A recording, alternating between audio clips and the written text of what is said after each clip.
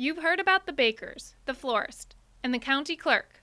But there's another debate about faith in the workplace playing out in our country, this time in the U.S. military. Chaplain Wesley Modder was removed from his unit after a handful of sailors complained about his views on homosexuality and relationships outside of marriage. Modder is one of several military chaplains who have been disciplined in some way, raising questions about what they're allowed to say in the name of faith. But in a rare victory for religious liberty, Modder was recently reinstated and cleared of all charges.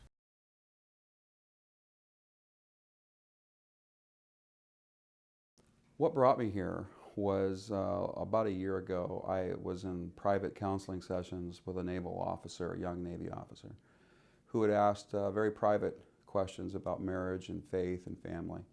And I gave a biblical response to him, and he was not happy with that response. It seems like recently, you're not the only case like this, that there's a fine line between fulfilling your duties as a chaplain and avoiding any charges of discrimination. Toe that line. Well, when we come into the Navy, we understand that we're operating in a diverse, pluralistic environment. And that means that not everyone who comes into our office is going to necessarily agree with me theologically. But my care is not based on theological agreement. My care is based on the model Jesus Christ set. And so when Navy policy and when culture changes, as an ordained minister, I'm always obligated to follow my ordination. And in your case, it sounds like you felt that the Navy was telling you to leave some of your religious beliefs at the door in order for you to accommodate those of others. Not overtly was that stated, but the culture has created an environment, and in some cases the command climate can be hostile toward a believer.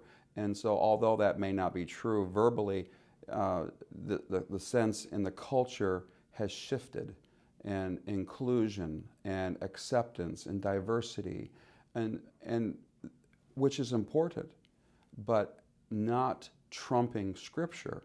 How do you see the current climate between churches and Christianity and the whole issue of same-sex marriage and homosexuality? Comfortable Christianity is over. You're not the days of going to church on Sunday and going throughout the week and not ever having anyone talk to you, I think, is gone.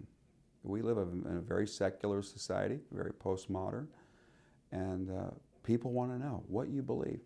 Even at the risk of being maybe attacked, we're in a different time, and we have a great message. The good news, the gospel of Jesus Christ is good news for the gay community, for the church, for racial tension, for religious liberty. We have a great country. We have great laws on the books. And I think how we walk out our faith today in love and being humble and being patient and being kind goes a long way.